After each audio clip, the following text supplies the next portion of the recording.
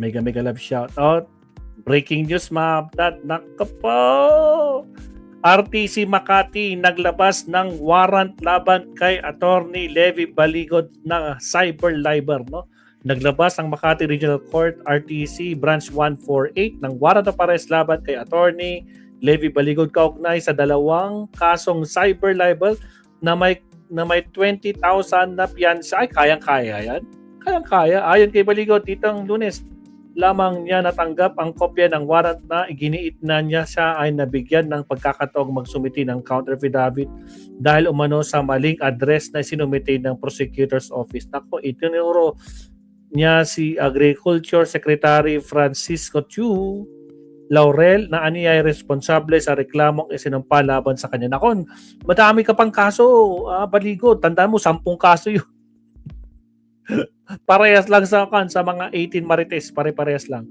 O siya, pakinggan natin si Badcaster, no? Nag-live na si Badcaster, Mabsat. Pasok tayo kay Sir Bad.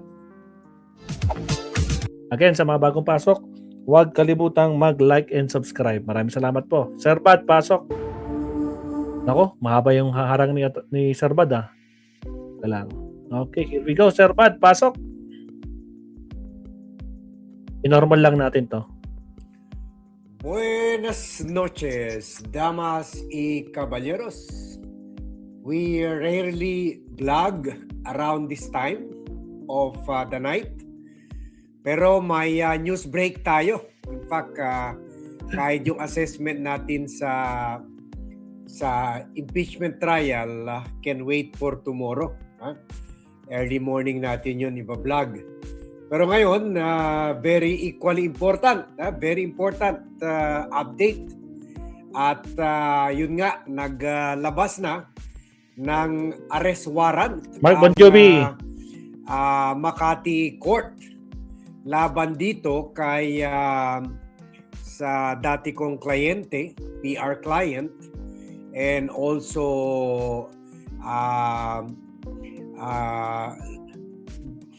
kaibigan, best friend, na lawyer ng 18 Marintes na si Attorney Levi Baligod.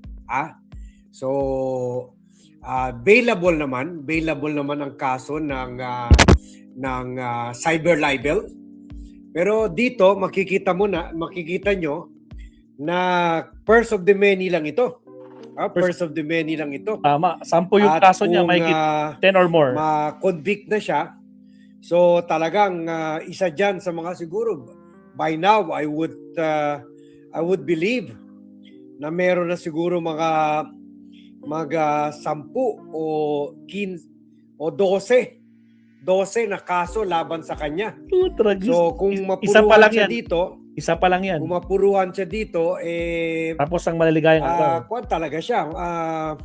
Mga 8 years lang ata ang cyber libel. Pero 8 years. Kung ipa-plus mo lahat ito, pwede malusutan niya yung isa, 2, 3 kaso. Pero the rest, imposible. The rest, sabit talaga siya. So, it will just be, hindi naman kaagad-agad, maaresto siya or kung maaresto man siya, bailable naman ito, pero it will just be a matter of time na ma-resolve itong mga kaso na ito. Isa sa mga dosenang kaso na file na sa kanya, at it will just be a matter of time na makukulong na talaga siya kung hindi siya tatakas. Agoy. So, yun nga. So, dito sa kaso ito, we are talking about only 2 of the dozens of cases na i-file sa kanya. At sa warrant order dated June 15, 2026, Acting Presiding Judge Antonio Ray Abella Ortiquera of the Regional Trial Court Branch 148 in Makati City ay inorderan niya, he directed the enforcement authorities to arrest Baligod and bring him before the court to answer charges filed against him under Section 4 of the Cybercrime Prevention Act At binigyan man naman siya ng 20,000 each or 40,000 for the 2 counts of libels.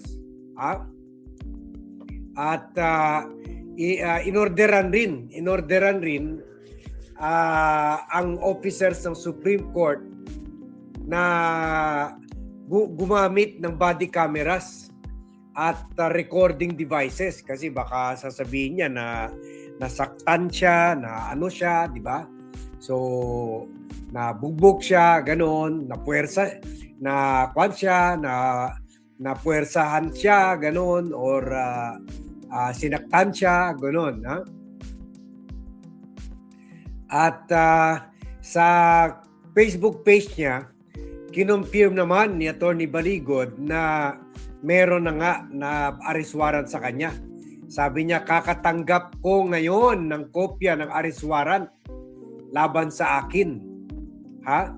Pero sabi niya, nagreklamo siya, hindi daw siya nabigyan. Ha? Hindi daw siya, mali daw ang address na nakalagay. Mali ang address nakalagay sa kaso sa kanya. Kaya hindi napadala sa kanya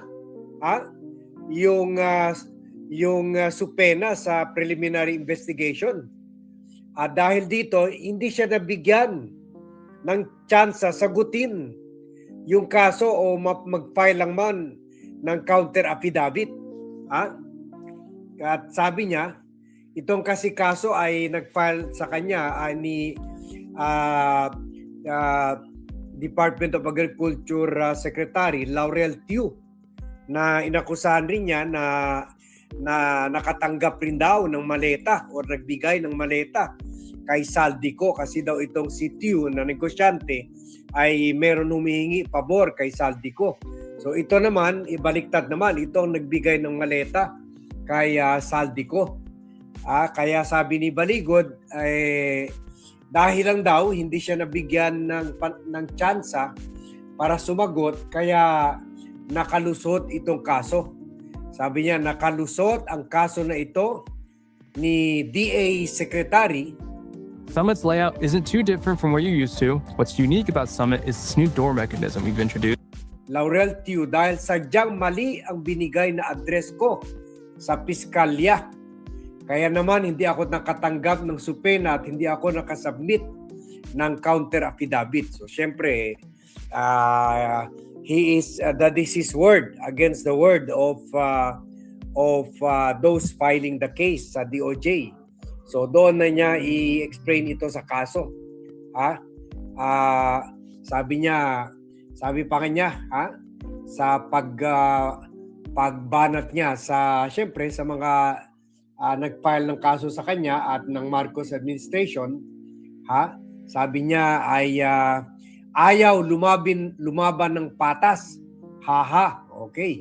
So natawa pa siya sa kaso na ito, pero seryoso ito kasi talaga ito arrest warrant. Yeah, although tulad ng sinabi natin, hindi naman ito pareho sa kaso ni Mike Defensor dahil yun non-bailable talaga yun. Ito malas lang siya kung may mga arrest warrant maglalabas mga Friday afternoon pagkatapos closing time na ng RTC. So that way wala talaga siyang chance para mag-post ng bail at makukulong talaga siya Friday night, Saturday, Sunday, and then makapag-post bail siya Monday. So yun lang. Pero sa dami ng kaso, mapuruhan talaga siya. Isa sa mga korte na yan. Baka maglalabas ng arrest warrant on a Friday. So nangyayari yan. Kay Jason sa ganyan rin. Nangyari weekend. So dito makikita nyo na isa-isa nang bumabaksak ang mga tirador ni Sara Duterte. Ang mga mga attack dogs and attack girls ni Sara Duterte. Si na-suspend na rin. Si Loren Badoy, na-suspend na rin at hindi magtagal na-suspend na rin sa practice niya sa medisina. So hindi magtagal, baka matanggal na talaga yan ang kwan niya at yung iba baka ma-disbar. So sila Topacio facing disbarment cases. So ito muna ang pahabol natin for tonight dahil arrest warrant ito. Hindi natin alam kung nakahabol ba nag-file ng bail si Baligot or na-aresto na ba siya. We will know later on, or kung nag-file na ba siya ng bail, or na-aresto ba siya or nagtago na ba siya. Most likely baka nakapag-file na ng bail kasi natanggap niya na maaga yung pero yun nga, more are coming. More arrest warrants are coming against him kasi mali naman ito, sinabi niya na dahil hindi siya nakasagot sa issue, dahil hindi siya nakapag-file ng counter affidavit niya, nakalusot ng kaso. Ang lakas-lakas ng kaso kasi hindi naman niya dinideny na yung ginawa niya yung akusasyon laban kay Laurel Tew. So eto na, this is it. Sige, tingnan natin ang tapang ng mga Marintes na ito. Hindi kaya magtatago ito kung maglabas ng arrest warrant nito. At sino magbabayad sa kwan nito, sa mga bail bond nito? Of course, meron naman sila 5 million na natanggap daw, pero naubos na siguro ito. Naubos na siguro yung 5 million. Okay? Baka nag-one day millionaire ang iba dito. So, sige. Yan lang ang pahabol na vlog natin for tonight. Thank you very much everyone for watching. Thank you very much for joining me in this short vlog.